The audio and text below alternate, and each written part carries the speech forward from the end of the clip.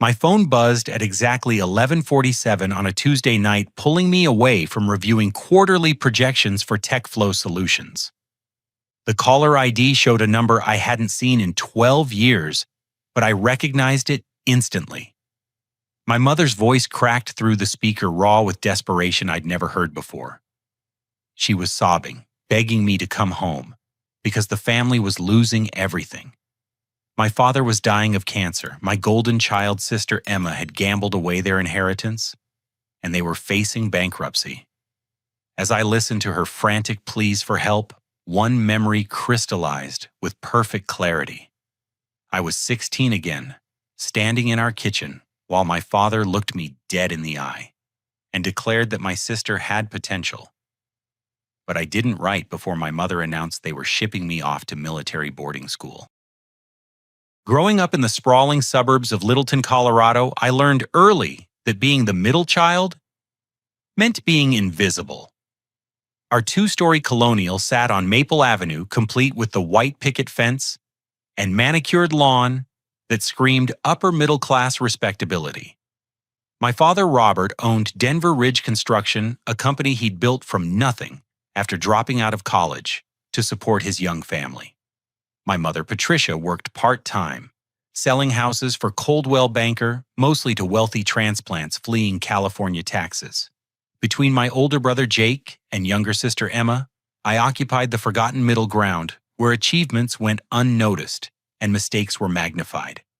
Emma arrived when I was 3, and from her first breath, she commanded every room she entered.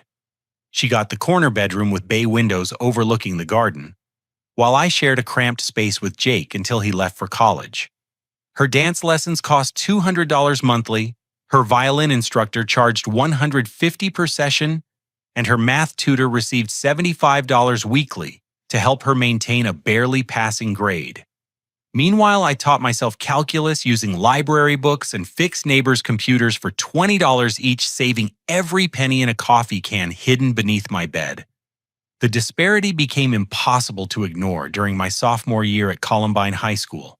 I'd always excelled in mathematics and science, finding patterns and solutions that seemed obvious to me, but mystified my classmates.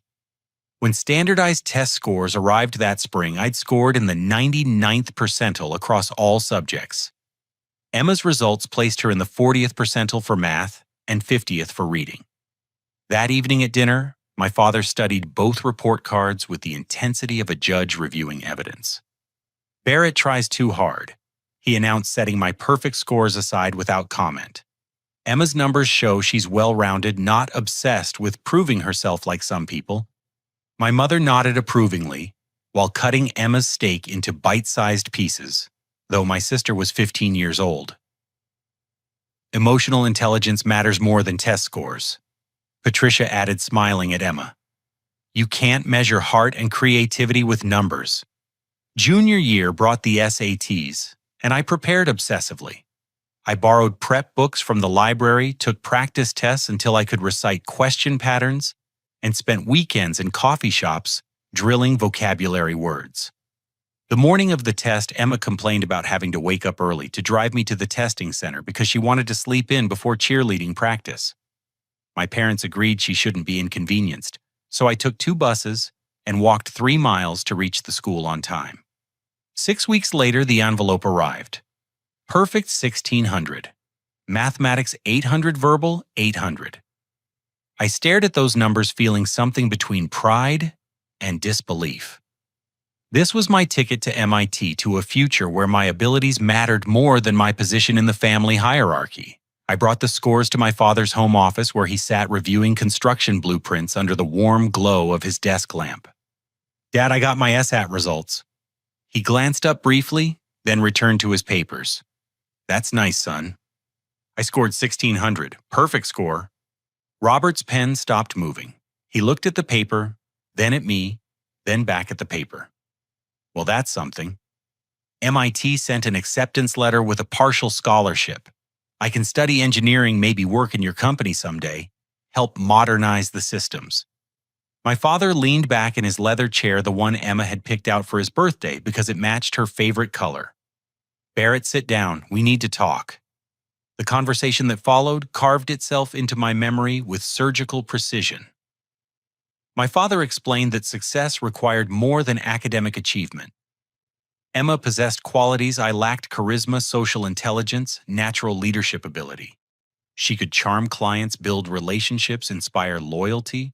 I was merely good at memorizing information and regurgitating it during tests.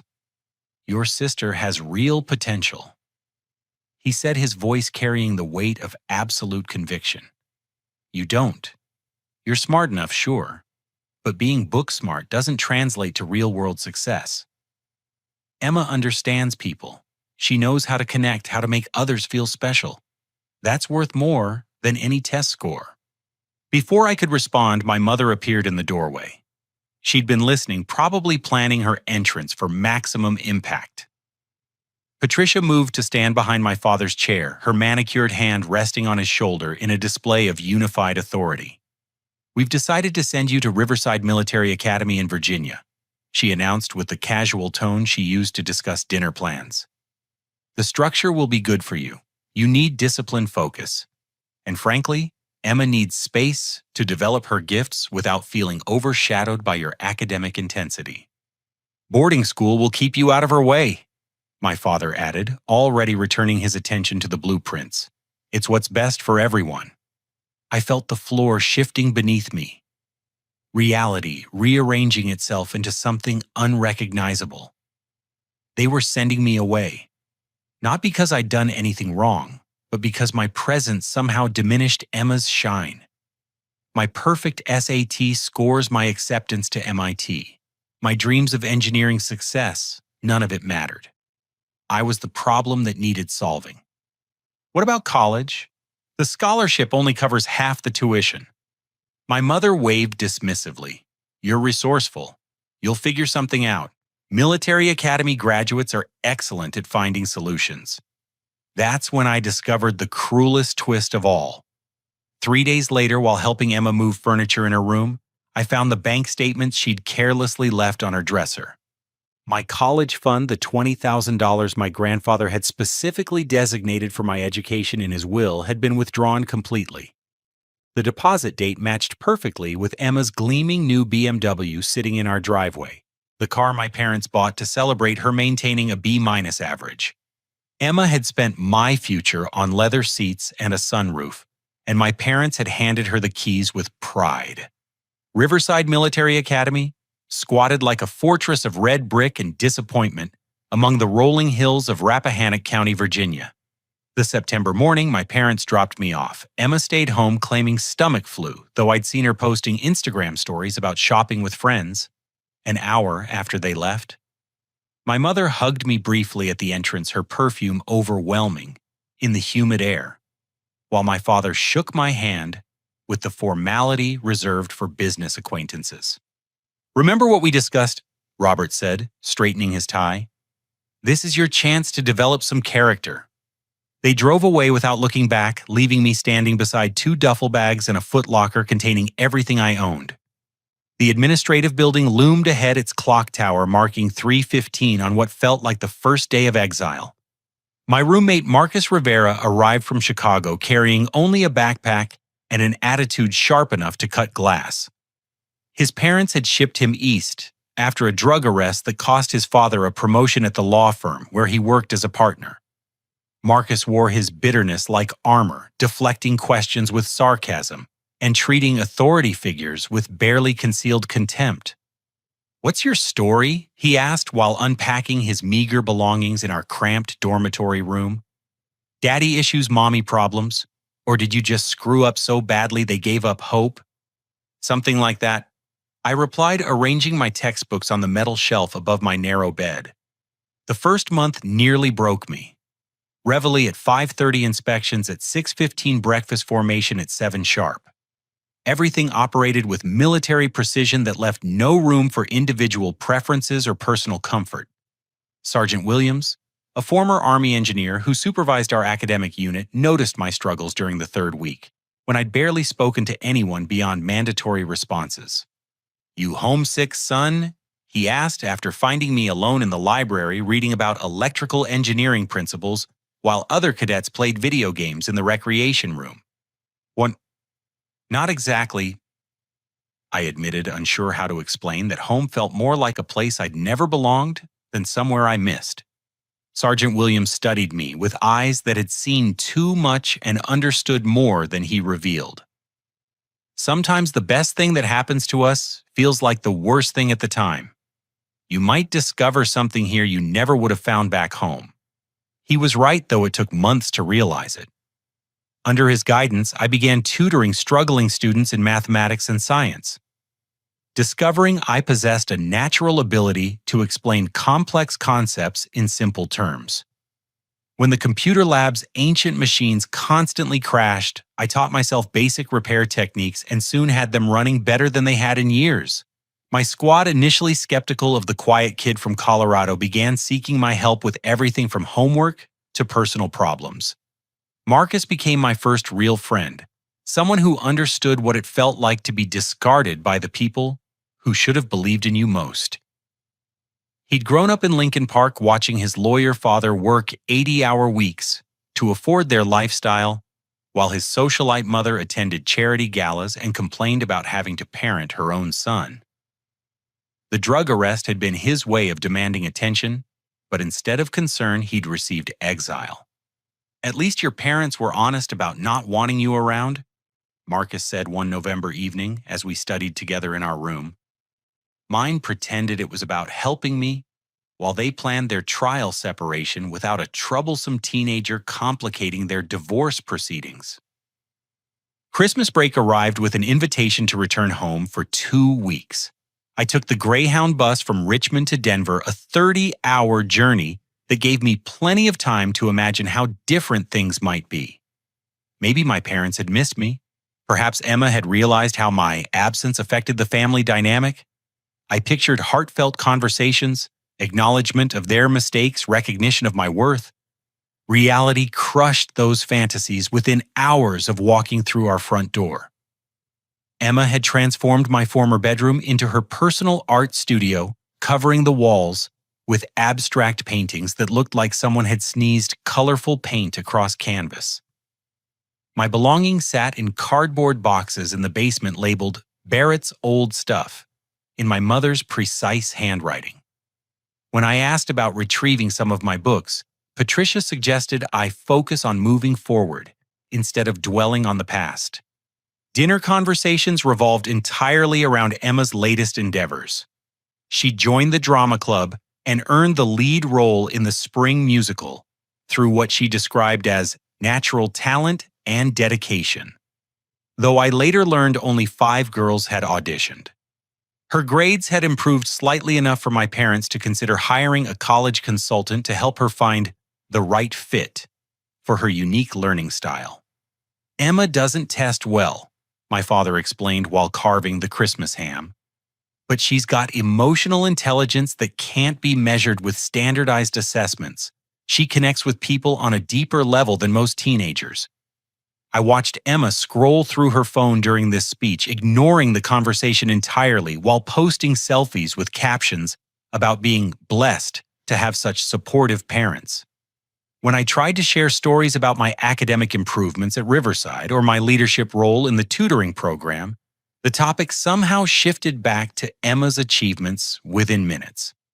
The breaking point came on December 28th when I offered to help Emma with her algebra homework. She was struggling with basic quadratic equations, the kind of problems I could solve in my sleep, and her frustration was building toward one of her legendary meltdowns. "Here, let me show you a shortcut," I said, reaching for her pencil. "Don't touch my work," Emma snapped, pulling the paper away. "I don't need help from someone who couldn't even stay in regular school." Before I could respond, my mother appeared from the kitchen, her expression sharp with annoyance. "Barrett, leave your sister alone. Emma doesn't need fixing from someone who couldn't handle high school without being sent away. She'll figure it out her own way." That night, unable to sleep in the basement guest room that smelled of mothballs and forgotten Christmas decorations, I heard voices carrying through the heating vents. My parents were in their bedroom discussing Emma's college prospects and the financial challenges ahead. "Maybe we should have kept Barrett home," My father said, his voice muffled but clear enough. The military school is costing us $15,000 per year. Robert, we talked about this, my mother replied firmly. Having him around makes Emma feel stupid. You see how he takes over every conversation with his test scores and achievements? She needs confidence, not comparison. I know, but the kid did get into MIT. That's not nothing. Emma will find her path. She's creative, artistic, intuitive. Those qualities matter more than academic performance. Barrett's just a grind who memorizes information. Emma actually understands life. I pressed my ear closer to the vent, feeling sick, but unable to stop listening. Sometimes I wonder if we made a mistake, Robert continued. Barrett never caused trouble, never asked for anything, always did what was expected. Maybe we judged him too harshly. Don't second-guess ourselves now, Patricia said with finality. Emma needs to develop her own identity without Barrett's shadow hanging over everything. We're protecting her self-esteem. That's what good parents do. The conversation revealed the devastating truth. They hadn't sent me away to help me develop character. They'd exiled me because my existence somehow threatened Emma's fragile confidence. My achievements didn't matter. My potential was irrelevant. My dreams were obstacles to my sister's comfort. I was the sacrifice they'd made to preserve Emma's delicate ego. I returned to Riverside 2 days early, claiming I wanted extra time to prepare for the spring semester. Really, I needed distance from the suffocating realization that home would never be a place where I belonged. The final 18 months at Riverside passed in a blur of academic excellence and growing independence. I threw myself into every available opportunity, leading study groups, organizing academic competitions, and earning the respect of both faculty and fellow cadets. Sergeant Williams became more than a mentor.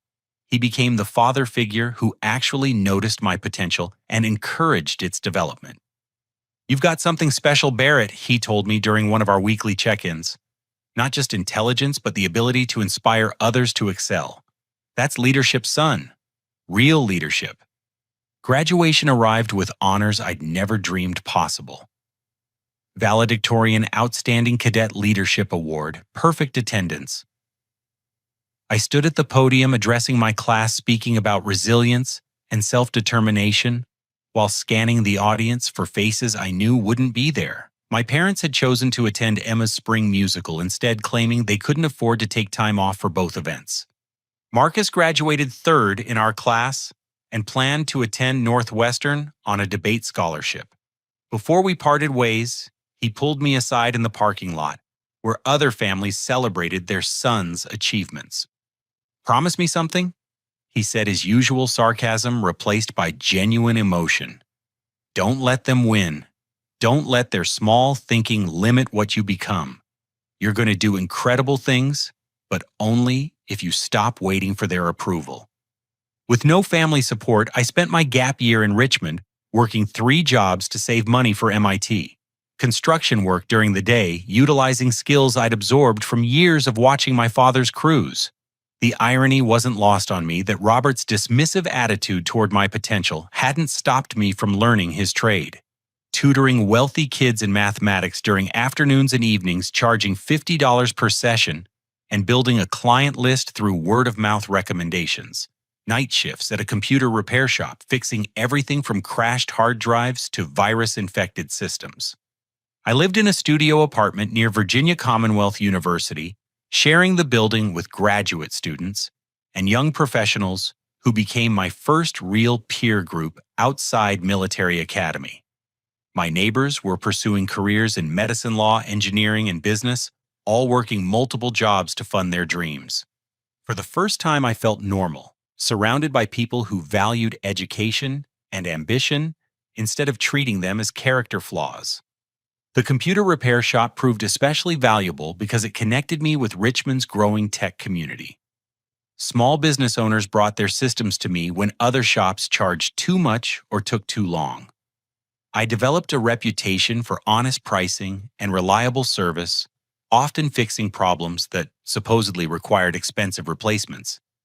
By August, I'd saved $18,000, enough to cover my MIT expenses for the first year.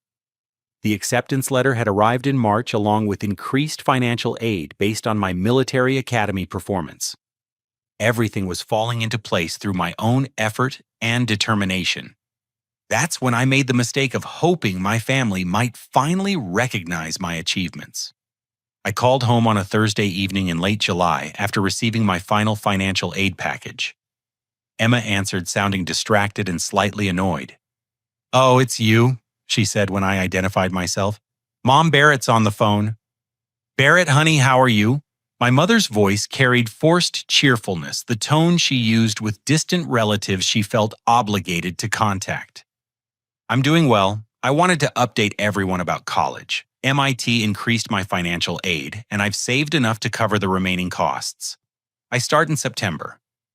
"That's wonderful, dear. Emma just got accepted to Colorado State's art program. We're so proud of her creative development." I bit back the observation that Colorado State had a 91% acceptance rate, and that Emma's art program was essentially remedial courses disguised as creative expression. "Actually, I'm calling because my roommate and I have been developing some software that could revolutionize project management. We're looking for investors to help us launch a startup after graduation." This caught my mother's attention. "What kind of software?"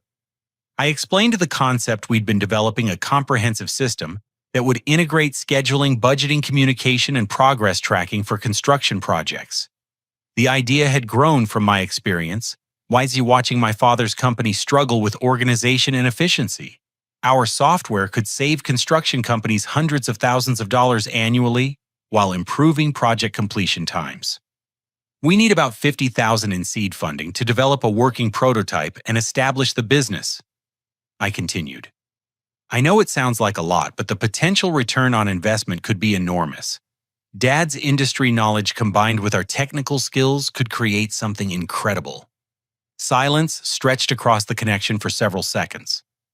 "Barrett," my mother said finally, "you know we can't help with something like that. We've already invested so much in your education. Military academy wasn't cheap.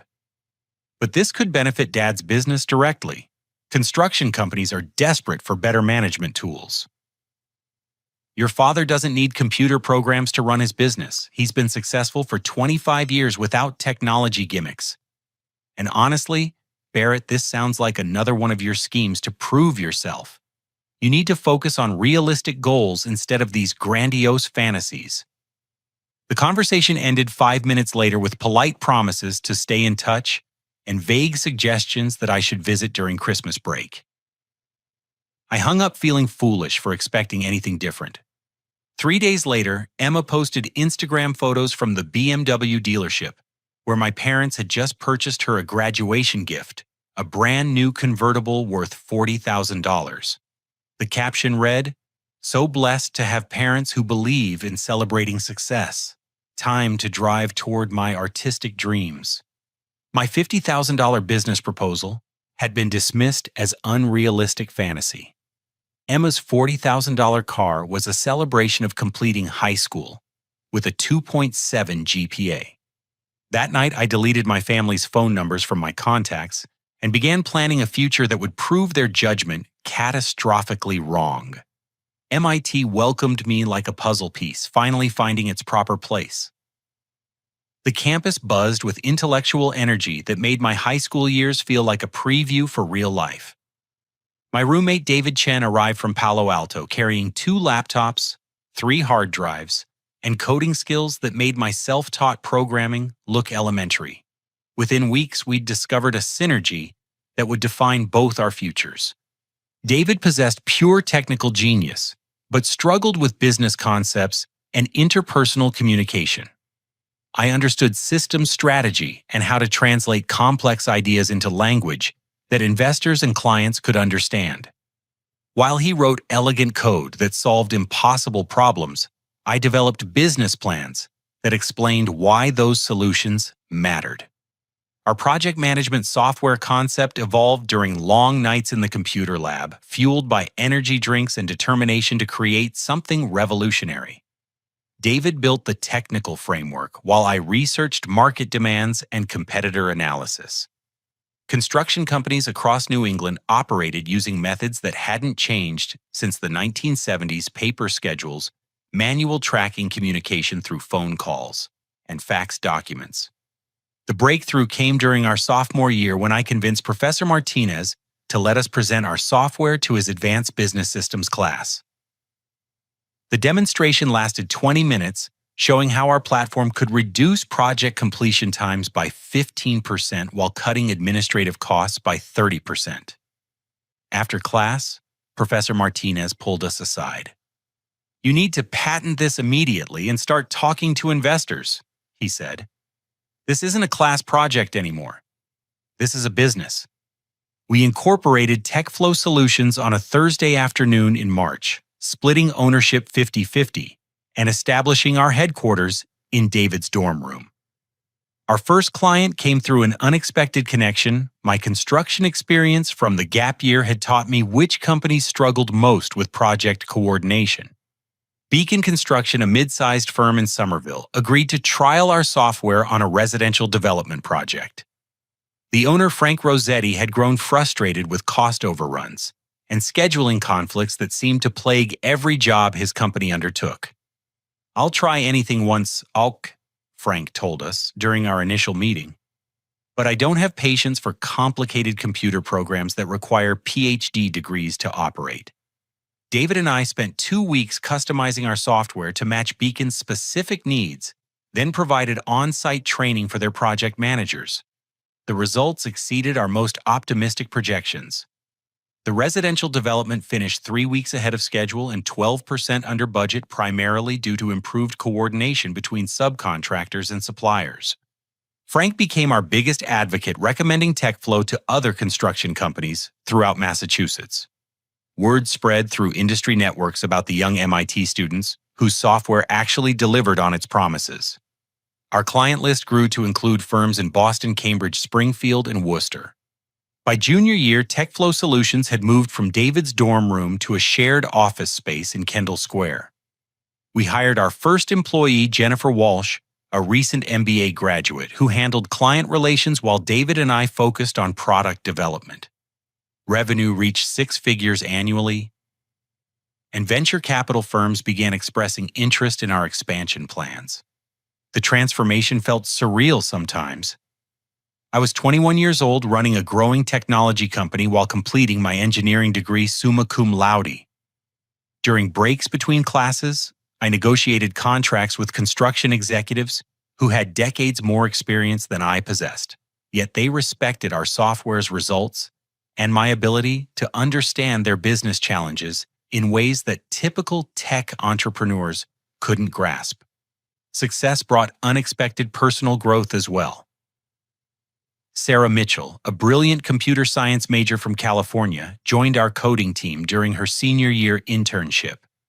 She possessed technical skills that complemented David's programming genius, plus a strategic mind that challenged my business assumptions in productive ways. Our professional collaboration gradually evolved into something deeper, built on mutual respect and shared ambitions, rather than the superficial attractions that characterized most college relationships. "You're different from other guys," Sarah told me one evening as we walked along the Charles River after debugging a particularly complex software module. "You actually listen when I talk about technical problems, instead of assuming I need things explained in simple terms." Romance had never been a priority during my years of academic focus and family rejection. Sarah changed that perspective by demonstrating how partnership could enhance rather than distract from professional goals. She made me laugh during stressful moments and offered insights that improved both our software and my leadership approach. Meanwhile, my family remained completely absent from these achievements. I maintained zero contact with them throughout my MIT years, focusing entirely on building the future I'd envisioned since that devastating conversation in my father's office. Social media provided occasional glimpses into their lives. Emma had dropped out of Colorado State after 2 semesters, claiming the professors didn't understand her artistic vision. She'd briefly worked at a boutique clothing store then as a hostess at an upscale restaurant before settling into part-time employment at a local coffee shop, while pursuing what she described as influencer opportunities. Through LinkedIn, I discovered that several former classmates from Columbine High School had begun following my company's progress. Some reached out with congratulations and requests for networking opportunities. Others simply watched from a distance, as the kid who'd been shipped away for lacking potential built something significant. The most satisfying moment came during senior year when Techflow Solutions received recognition as Startup of the Year from the Massachusetts Technology Council. The award ceremony took place at the Boston Convention Center, attended by hundreds of industry leaders, investors, and entrepreneurs. As I stood at the podium accepting the award, I spoke about perseverance, innovation, and the importance of believing in yourself when others don't believe in you. Sarah sat in the front row beaming with pride, while David gave me an enthusiastic thumbs up from the audience. Professor Martinez attended with several MIT faculty members, all celebrating their students' achievements. The applause lasted nearly 2 minutes, and afterward, venture capital partners lined up to discuss expansion opportunities. Nobody from Colorado attended. Nobody from my family even knew the ceremony was happening. That night, lying in Sarah's apartment, after celebrating our success, I realized something profound had shifted in my relationship with the past. I no longer craved my family's acknowledgement or approval.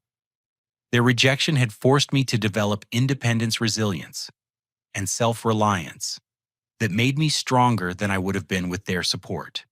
Emma's golden child status had protected her from challenges that might have fostered growth, while my exile had created opportunities for transformation. I'd built everything without them, and it felt better than any validation they could have provided. Techflow Solutions went public on a crisp October morning during my 26th year, transforming 5 years of relentless work into wealth that exceeded my wildest projections. The opening bell rang at 9:30 Eastern Time, and by market close, our stock had surged 40% above its initial offering price. David and I owned 68% of the company between us, making our combined net worth approximately $57 million overnight. The number felt abstract until my financial advisor explained what it meant in practical terms. I could buy any house I wanted, travel anywhere in the world, and never work another day if I chose to live modestly. More importantly, I possessed the resources to invest in other innovative startups and create opportunities for entrepreneurs who faced the same skepticism I'd encountered. Sarah and I married the following spring in a small ceremony at the MIT chapel, surrounded by close friends, business partners, and faculty members who'd supported our journey. Sergeant Williams flew up from Virginia to serve as my best man, representing the closest thing to family I'd experienced since leaving Colorado. The reception took place at a waterfront restaurant in Boston Harbor, where David delivered a toast that had everyone laughing about our early days of debugging code until 3 a.m. Okay, Barrett convinced me that business success required more than brilliant programming, David said, raising his glass. He taught me that revolutionary technology means nothing unless it solves real problems for real people. Sarah taught both of us that success tastes better when you share it with someone who challenges you to grow. My parents weren't invited. Neither was Emma. I'd made peace with their absence from my life, choosing to celebrate with people who'd actually contributed to my achievements instead of those who'd attempted to sabotage them. With newfound financial security, I began investing strategically in real estate technology startups and social causes that reflected my values. The Barrett Foundation, established in my 27th year, provided scholarships for students attending military academies who demonstrated academic excellence despite challenging family circumstances. Every year, we funded full college educations for 20 deserving young people whose families couldn't or wouldn't support their educational dreams. Marcus, now a successful corporate attorney in Chicago, served on the foundation's board of directors. During our quarterly meetings, he often reminded me how far we'd traveled from those difficult days at Riverside Military Academy. "Remember when you thought your life was over because your parents sent you away?" Marcus asked during one particularly productive board meeting. Turns out they did you the biggest favor possible by forcing you to develop independence. The irony wasn't lost on me. My family's rejection had created the resilience and determination that built my empire. Their lack of faith had motivated me to prove them wrong on a scale that surpassed anything I could have achieved with their lukewarm support. Through private investigation services, I occasionally monitored my family's situation. The reports painted a picture of stagnation and mounting difficulties that contrasted sharply with my upward trajectory. My father's construction company, Denver Ridge Construction, struggled to compete with firms that had embraced modern technology and efficient project management systems. Robert continued operating with the same paper-based methods he'd used for 30 years, dismissing digital solutions as expensive complications that don't improve the fundamentals of building. Emma's influencer aspirations had evolved into a series of failed ventures. She'd launched an online boutique selling handmade jewelry that closed after 6 months due to poor sales and customer complaints about quality. A lifestyle blog promoting authentic living attracted 17 regular readers, most of whom were family friends obligated to show support. Her latest endeavor involved promoting wellness products through social media, earning approximately $200 monthly, while spending significantly more on the products she claimed to endorse. The most revealing discovery came through Marcus's legal connections in Denver. A colleague mentioned that Robert had been approaching competitors attempting to sell Denver Ridge Construction for far less than its actual value. The company owned valuable equipment and held contracts for several ongoing projects, but Robert's resistance to modernization had created operational inefficiencies that scared away potential buyers. "He's asking for 400,000 soins," Marcus's colleague reported. "The assets alone are worth twice that, but nobody wants to inherit his outdated systems and resistant workforce. Plus, there are rumors about financial irregularities that would require extensive auditing." More disturbing was the information about Emma's personal life. She'd married a bartender named Kyle Morrison after dating him for 3 months, then divorced him 8 months later when she discovered he'd been selling her possessions to fund his gambling addiction. The divorce proceedings revealed that Emma had accumulated significant credit card debt purchasing items for her various business ventures and lifestyle maintenance. My parents had been covering Emma's expenses since her divorce, draining their retirement savings to support her inability to maintain steady employment. Patricia had returned to full-time real estate work, despite being 61 years old, while Robert pushed himself to take on additional construction projects that stressed his aging body and increasingly obsolete business model. The most shocking revelation came through social media monitoring. My father had been secretly following my career progress through industry publications and LinkedIn updates. He regularly shared articles about Techflow solutions with his business associates, taking subtle credit for my achievements in ways that made my blood boil. My son Barrett learned construction from the ground up working with my crews, Robert would tell potential clients. Now he runs some computer company that helps contractors manage their projects. Smart kid, though, military school was expensive. Sometimes I wonder if he'd have been better off staying in the family business. The hypocrisy was staggering. The man who'd declared I lacked potential now bragged about my success to improve his own reputation while simultaneously undermining my achievements by suggesting I'd gotten lucky with computer nonsense. Meanwhile, Emma complained to anyone who would listen that I'd become too successful and selfish to help my own family, conveniently omitting the years of favoritism that had led to our estrangement. She painted herself as the victim of an ungrateful brother who'd abandoned his struggling relatives, despite having more money than any reasonable person needed. These discoveries crystallized my understanding of their true characters. They'd been willing to sacrifice my potential to preserve Emma's comfort, then attempted to claim credit for my success while criticizing me for not sharing the benefits with them. The depth of their delusion exceeded anything I could have imagined. Still, I felt no satisfaction in their struggles. Revenge required emotional investment that I'd moved beyond. I was building a life focused on positive creation rather than settling old scores. That perspective would be tested sooner than I expected. The call that shattered my carefully constructed peace came on a Tuesday morning in late September. I was reviewing acquisition proposals for Techflow Solutions when my assistant Jennifer knocked on my office door with an expression of confused concern. "Barrett, there's someone named Marcus on the line. He says it's urgent and personal." Marcus rarely called during business hours, preferring email for routine communication and saving phone conversations for genuine emergencies.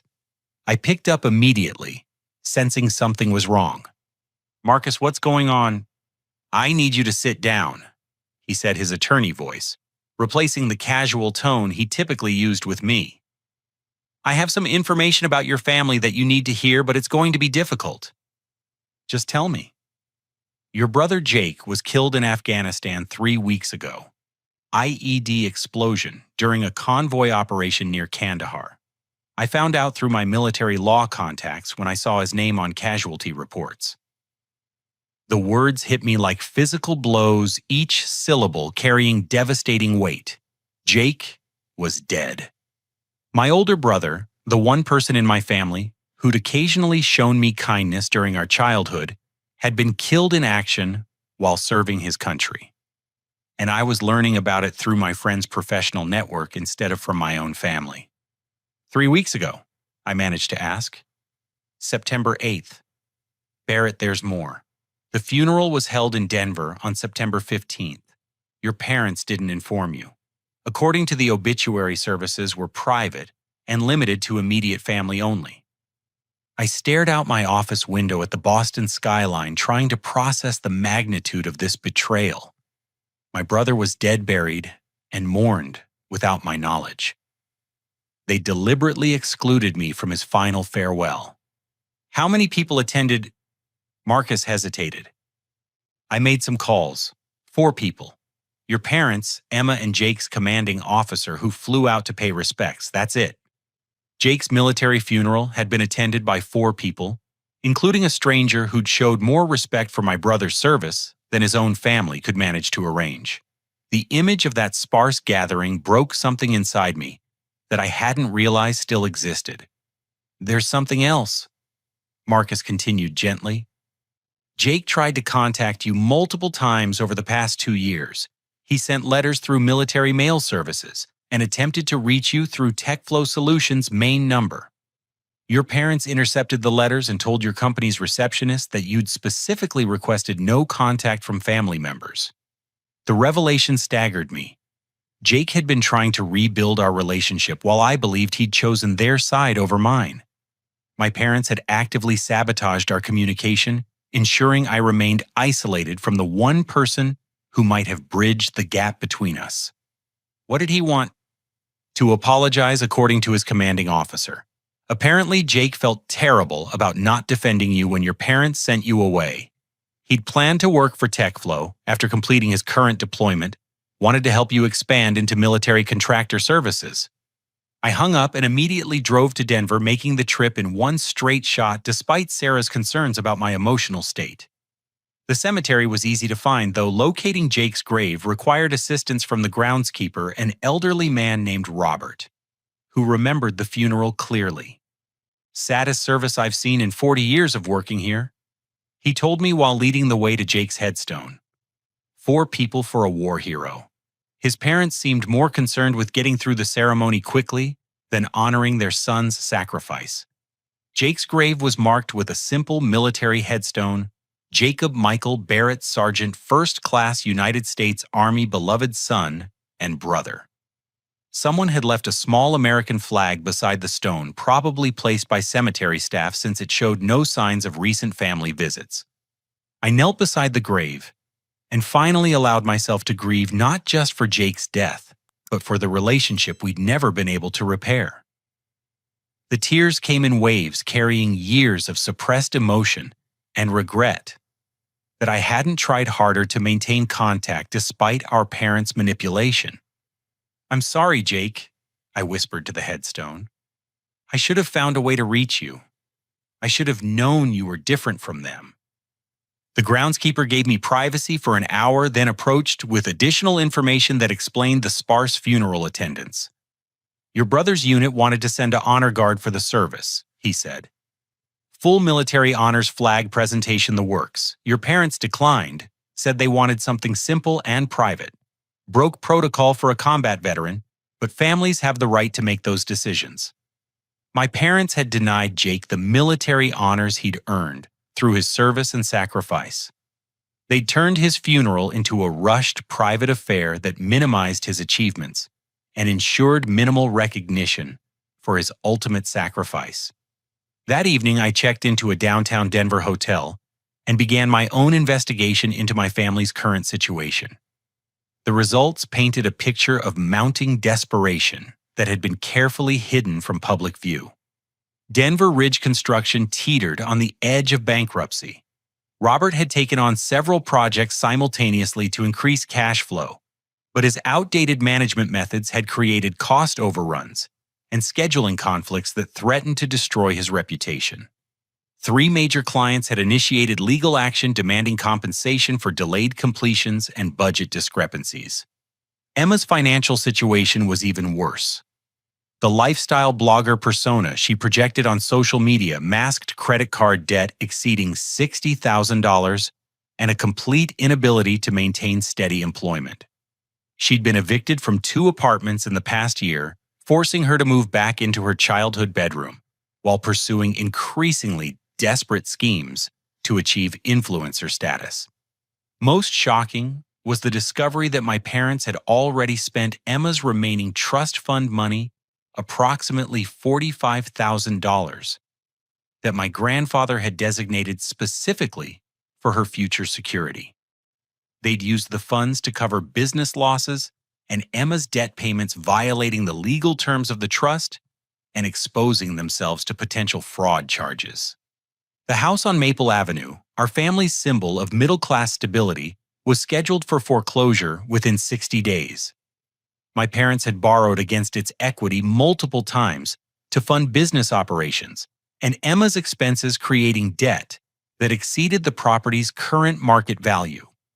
They were facing complete financial collapse. And according to conversations I overheard in Robert's regular bar, they'd been discussing ways to contact me without appearing desperate. The plan involved Patricia making an emotional appeal about family loyalty and Robert's declining health, hoping to manipulate my guilt into providing financial assistance. They deliberately excluded me from Jake's funeral while secretly planning to exploit my wealth for their benefit. The calculation was breathtaking in its selfishness. The phone call came at 11:47 on a Tuesday night, exactly as I'd known it would. My mother's number appeared on the caller ID, the same digits I'd deleted and memorized countless times over the past 12 years. I let it ring 4 times before answering, using those seconds to center myself for the conversation that would define how this story ended. Barrett. Patricia's voice cracked with desperation I'd never heard before, raw emotion that cut through years of careful composure. Oh, thank God, I didn't know if this number still worked. It works, I replied calmly, settling back in my chair while she sobbed into the phone. We need you to come home. Your father is dying, Emma has made terrible mistakes, and we're going to lose everything. You're our last chance, honey, our only hope. The irony was perfect. The son they'd declared worthless had become their salvation, while the daughter, with all the potential, had become their destruction. I let her cry for several minutes before responding. Tell me exactly what's happening. The story poured out in fractured pieces. Robert had been diagnosed with pancreatic cancer 6 months earlier, stage 4, and inoperable. The medical bills, combined with his inability to work, had accelerated their business's collapse.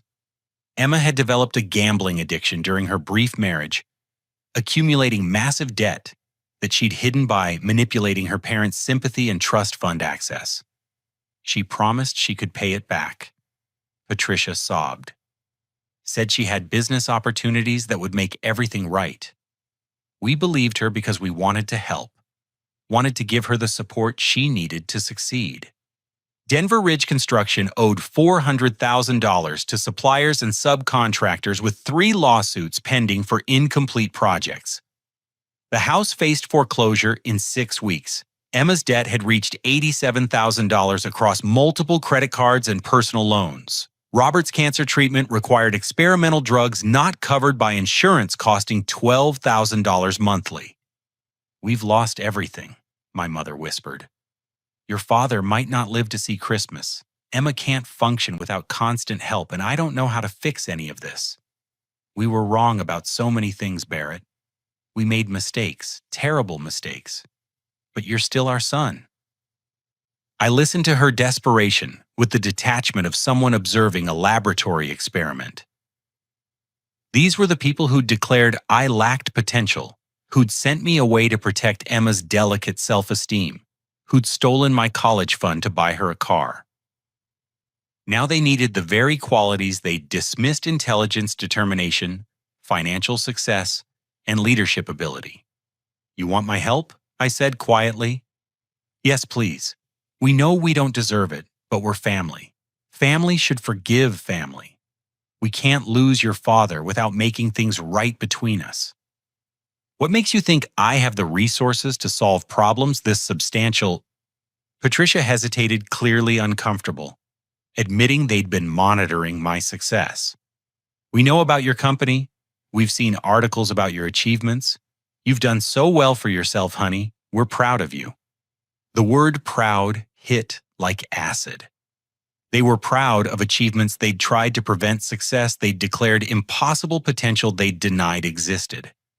"Are you proud of sending me away? We thought we were doing what was best for everyone. Military school gave you structure and discipline that helped you succeed. Maybe it worked out for the better." The revisionist history was breathtaking. They were reframing my exile as a gift, transforming their cruelty into wisdom that had somehow benefited me. "Are you proud of not telling me about Jake's death?" Silence stretched for 30 seconds. When Patricia spoke again, her voice was barely audible. "We didn't know how to reach you. You'd cut off all contact, changed your phone number. We thought you didn't want to be involved with family matters anymore. Marcus told me Jake tried to contact me multiple times. You intercepted his letters and blocked his calls to my company." Another long pause. "We were protecting you from distractions while you built your career. Jake understood that your focus needed to be on your business success. Even now, facing complete destruction, they couldn't admit the truth about their deliberate sabotage. They were rewriting every betrayal as a protective gesture, every cruelty as a difficult but necessary decision." "I'll come to Denver," I said finally. "But I have conditions." "Anything. We'll do anything you ask." First, Dad needs to acknowledge publicly that he was wrong about my potential, not just privately to me, but to everyone who heard him dismiss my abilities over the years. "Of course." Second, you need to explain to Emma exactly how your favoritism damaged both Jake and me. She needs to understand that her problems aren't just personal failures, but the result of being protected from consequences that might have helped her grow. We can do that. Third, all of you need to attend family therapy with a licensed counselor to address the toxic patterns that created this situation. Not just a few sessions, but sustained treatment that actually changes how you interact with each other. Yes, absolutely. And finally, you need to tell me about Jake. Everything. What he wanted to say, what he planned for his future, how he felt about our family's dysfunction. I want to understand who my brother became when I wasn't allowed to know him. Patricia agreed to every condition immediately, her desperation overriding any impulse to negotiate or resist. 3 days later, I flew to Denver and drove directly to the house where I'd grown up, steeling myself for confrontations that would either heal or permanently destroy what remained of our family bonds. The house looked smaller than I remembered, worn down by years of deferred maintenance and financial stress. Paint peeled from the front porch, the lawn was patchy and unkempt, and Emma's latest car sat in the driveway with a cracked windshield and expired registration tags. My father answered the door, and I barely recognized him. Cancer had reduced Robert to a shadow of his former presence, thin and gray, and moving with the careful deliberation of someone managing constant pain. But his eyes still carried the same stubborn pride that had defined our relationship. "Barrett," he said simply, "thank you for coming." The next 6 hours were brutal, but necessary. We sat in the living room where he'd once declared I lacked potential and methodically dissected every decision that had led to this moment. Robert admitted his jealousy of my natural abilities had influenced his treatment of me, though he struggled to acknowledge the depth of damage his favoritism had caused. "I wanted Emma to feel special," he said during one particularly difficult exchange. "You were so obviously gifted that her achievements seemed insignificant by comparison.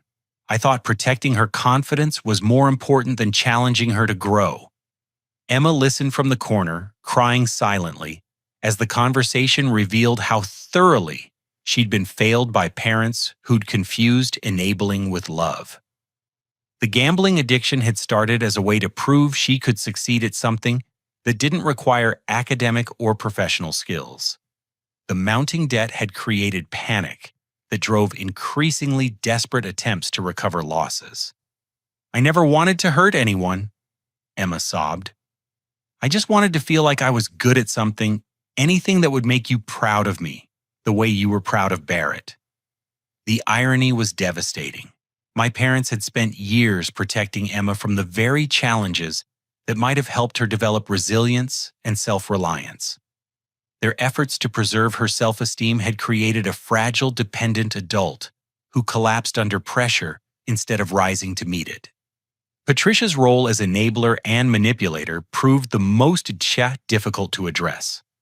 She'd orchestrated many of the family's worst decisions while maintaining plausible deniability about their consequences.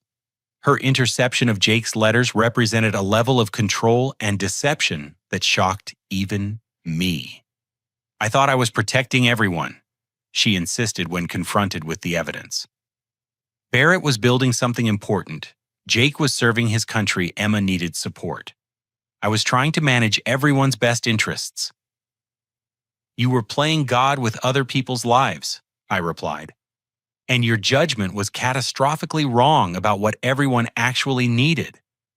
The therapy sessions that followed were even more intense, guided by Dr. Sarah Chen, a family counselor who specialized in addressing narcissistic family systems and enabling behaviors. Over the course of 6 months, we slowly began to understand how each person's actions had contributed to our collective dysfunction. Robert gradually acknowledged that his treatment of me had been shaped by his own insecurities about intelligence and success. He'd never attended college, building his business through physical labor and practical experience. My academic achievements represented the path he'd never taken, triggering fears that I would surpass him professionally and personally. Patricia recognized her pattern of manipulating family dynamics to maintain control and avoid conflict. Her favoritism toward Emma had been partly strategic, ensuring she remained the most important relationship in her daughter's life, while pushing away the son who might have challenged her influence. Emma faced the hardest journey, accepting that her problems stemmed not from external circumstances, but from internal patterns of entitlement and avoidance that had been reinforced for decades. She'd never learned to handle failure, disappointment, or personal responsibility because her parents had consistently removed those obstacles from her path. The financial rescue I provided came with strict conditions. I purchased Denver Ridge Construction for $600,000, implementing modern project management systems and training Robert's crew in digital tools that revolutionized their efficiency. The company became profitable again within 18 months, though Robert remained only as a consultant while professional managers handled daily operations. Emma's debt was paid in exchange for her commitment to sustained therapy, financial counseling, and accepting an entry-level position at Techflow Solutions' Denver office. She started in customer service, earning $32,000 annually while learning basic professional skills she'd never developed. No special treatment, no family favoritism, just the opportunity to build competence through effort rather than manipulation. Most importantly, I established the Jake Memorial Foundation for Military Families, providing support for service members' children, pursuing higher education, and assisting families dealing with combat-related trauma. Every year, the foundation honors Jake's memory by funding scholarships and mental health services that address the real-world challenges facing military communities. My father's cancer treatment continued for 2 more years before the disease finally claimed him, but those years allowed us to rebuild a relationship based on mutual respect rather than old resentments. He lived to see Emma graduate from Techflow's management training program and earn her first promotion through merit rather than family connections. "I was wrong about your potential," Robert told me during one of our last conversations. "But more than that, I was wrong about what potential really means. It's not about natural gifts or inherited talents. It's about how you respond when life tests your character." He paused, managing the pain that had become his constant companion.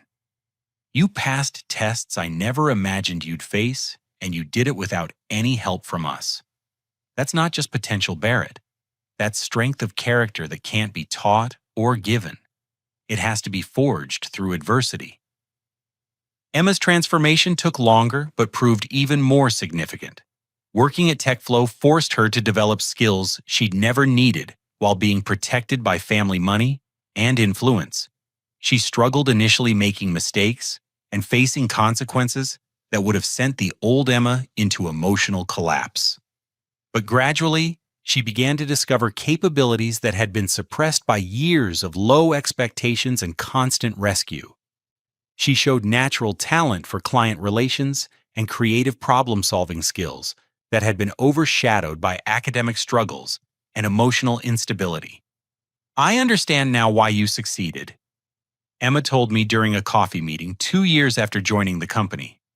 "It wasn't just intelligence or determination. You learned to handle disappointment without falling apart, and you built self-worth from achievement rather than other people's opinions. I never developed those skills because I never had to." 5 years later, Emma managed Techflow's client services division for the Western region, earning respect through competence rather than charm.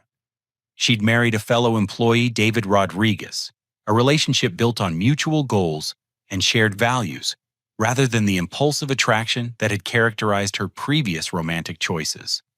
My own family expanded when Sarah gave birth to our son Jacob, named for the uncle he would never meet, but whose legacy would guide his upbringing.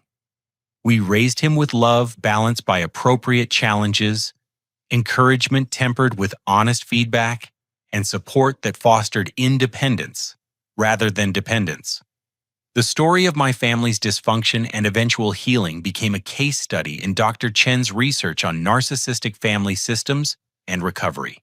She often used our experience to illustrate how even severely damaged relationships could be repaired when all parties committed to honest self-examination and sustained change. The Barrett family represents hope for healing without minimizing the real damage that dysfunctional patterns create. Dr. Chen wrote in her published research, "Recovery required acknowledging painful truths, accepting responsibility for harmful choices, and rebuilding trust through consistent actions rather than empty promises." Looking back now, I understand that my parents' cruelest gift was forcing me to develop strength I never would have discovered with their support. Their rejection created resilience, their dismissal fostered determination, and their favoritism toward Emma taught me the difference between unconditional love and enabling dysfunction.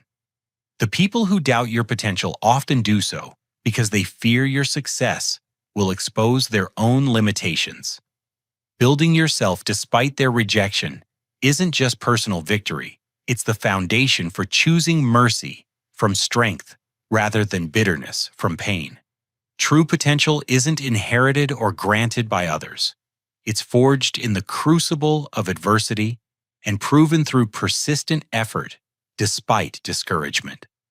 My father was wrong about many things, but his final insight proved profound character is revealed not by natural gifts, but by how we respond when life tests our determination. The greatest revenge against those who underestimate you isn't proving them wrong through success, but rising high enough to offer forgiveness when they finally recognize their mistakes. The boy they sent away for lacking potential had become a man capable of saving them from consequences of their own poor judgment.